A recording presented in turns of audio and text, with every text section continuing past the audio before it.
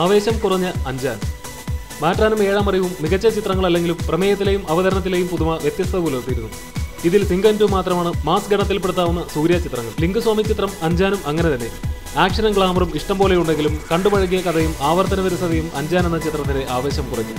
രാജുബായി എന്ന് വിളിപ്പേരുള്ള രാജുവിനെ തേടി മുംബൈ നഗരത്തിലെത്തുന്ന സഹോദരൻ കൃഷ്ണയിലൂടെയാണ് ചിത്രം ആരംഭിക്കുന്നത്. സഹോദരൻ തേടി പല സ്ഥലങ്ങളിലും അലയുന്നുണ്ടെങ്കിലും കൃഷ്ണയ്ക്ക് വ്യക്തമായൊരു ഉത്തരം ലഭിക്കുന്നില്ല.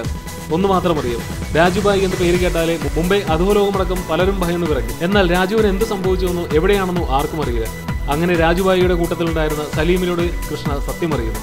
ചിത്രത്തിന്റെ ആദ്യ പകുതി അല്പം പതുക്കെയാണ് മുന്നോട്ട് പോകുന്നത്. എന്നാൽ പിന്നീട് ട്രാക്കിലെത്തുന്ന ചിത്രം ആസ്വാദകനെ ആവേശത്തിലാക്കുന്നു.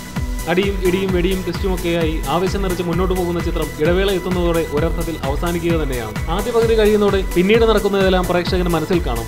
വില്ലനെയും കൂട്ടാളികളെയും കൊല്ലുക, എങ്ങനെയെങ്കിലും സിനിമ തീർക്കുക. ഇടയ്ക്ക് സാമന്തയുടെ അങ്ങേയറ്റത്തെ മേനി പ്രദർശനമായി എത്തുന്ന ഗാനരംഗങ്ങളും.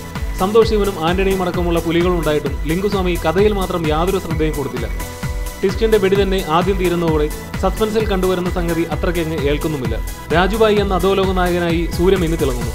ഉറ്റ ചങ്ങാതിയായ ചന്ദ്രുവായി വിദ്യുത് ജാംബാലും മികച്ച പ്രകടനമാണ് കാഴ്ചവെച്ചിരിക്കുന്നത്. തുപ്പാക്കിയിൽ വിജയുടെ വില്ലനായി എത്തിയ വിദ്യുതിന് തമിഴിൽ ഹീറോ പരിവേഷം നൽകുന്ന ഒരു വേഷം. അഞ്ചാനിലെ ചന്ദ്രു. സാമന്തയാണ് കണ്ണഞ്ചിപ്പിക്കുന്ന മറ്റൊരു ആകർഷണ ഘടകം.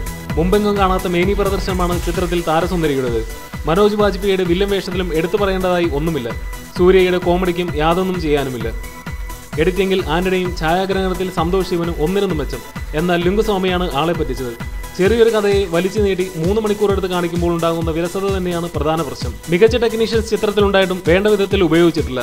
സ്റ്റണ്ട് സിൽവയുടെ ആക്ഷനും പഞ്ച് പോരാ. യുവൻ ശങ്കർ രാജയുടെ സംഗീത മാന്ത്രികത ഇത്തവണ ശരിക്ക് ഏറ്റില്ല. ചിത്രത്തിലെ പാട്ടുകളിൽ ഒന്നും തന്നെ ശരാശരി നിലവാരം പുലർത്തുന്നില്ല. സൂര്യ പാടി അഭിനയിക്കുന്ന ഏക് ദോ തീൻ എന്ന ഗാനം അദ്ദേഹത്തെ കൊണ്ട് ബുദ്ധിമുട്ടിച്ച് പാടിപ്പിച്ചതുപോലെ തോന്നും.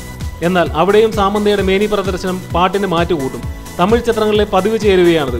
ആവശ്യത്തിനും അനാവശ്യത്തിനുമായി കുറെ പാട്ട് തിരികെ കയറ്റുക. അഞ്ചാനിലും അതിന് മാറ്റമൊന്നുമില്ല. സൂര്യയുടെ കരിയറിലെ മറ്റൊരു ആക്ഷൻ ഗ്ലാമർ അവതാരമാണ് രാജുബായി. രാജുവായും കൃഷ്ണയായും മികച്ച പ്രകടനമാണ് സൂര്യ കാഴ്ചവെച്ചിരിക്കുന്നത്.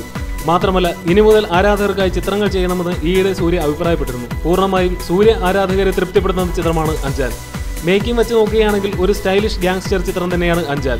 എന്നാൽ സ്റ്റൈലിഷ് മാത്രം പോരല്ലോ, കണ്ടിറങ്ങുമ്പോൾ കൂടുതൽ കുറ്റങ്ങളും കുറവുകളുമായി പ്രതീക്ഷ അത്ര നന്നായില്ല എങ്കിലും കണ്ടിരിക്കാമെന്ന് പറയുന്ന ഒരു ചിത്രമായി മാറുന്നു സൂര്യയുടെ അഞ്ചാനും. ഓരോ പ്രധാന വാർത്തയും ഇന്ത്യ ക്ലിക്സിലൂടെ അറിയാൻ ഞങ്ങളുടെ ഫേസ്ബുക്കിലും ട്വിറ്ററിലും അംഗമാകും.